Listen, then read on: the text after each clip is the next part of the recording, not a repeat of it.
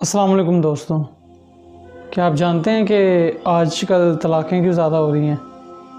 उसकी वजह ये है कि आजकल क़ुव्वत बर्दाश्त मर्द और औरत में ख़त्म हो चुका है। पहले जब रुख़सती होती थी तो माँ अपनी बेटी को कहती थी कि अब तुमने उस घर में बेटी बन के रहना है, अपनी सास को अपनी माँ समझना है और अपने ससुर को अपना बाप और अपने शौहर की हर बात माननी है। और जो बाप था वो अपने बेटे को ये समझाया करता था कि जब तू किसी की बेटी को रुख़सत करके लेकर आता है, उसे अपनी इज़्ज़त बनाता है, तो उसके साथ वही सलूक रखना जो तू चाहता है कि तेरी बहन के साथ भी हो।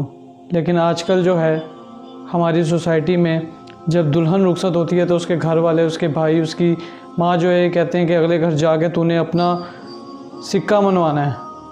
और बेटा जो है उसको बताया जाता है कि तू मर्द है, तूने अपनी शुजाअत दिखानी है, तूने अपनी बहादुरी दिखानी है। और वो अपनी बहादुरी औरत को अपनी जूती की नोक पर रखना समझता है।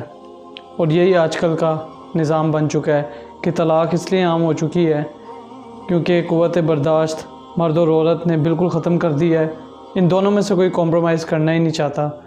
इसी वजह से तलाक़ें ज़्यादा हो रही हैं। तलाक़ जो कि पहले समझा जाता था कि बहुत ही मायूब लफ्ज़ है, और अगर शौहर अपने मुंह पर ये अपनी ज़बान पर जब ये लफ्ज़ लाया करता था तो बीवी डर जाया करती थी।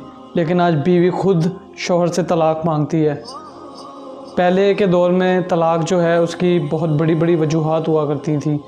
लोग जो हैं उनकी आखिरी कोशिश होती थी, बिल्कुल आखिरी हल होता था कि तलाक़ हो जाए जब बहुत ज़्यादा सिचुएशन ख़राब हो जाया करती थी।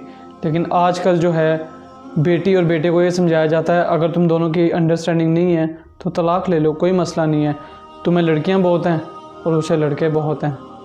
तो खुदारा इस चीज़ से बचें, रिश्तों के तकद्दुस को पामाल ना करें। तलाक़ अल्लाह ताला के नज़दीक सबसे नापसंदीदा तरीन अमल है, इससे बचें।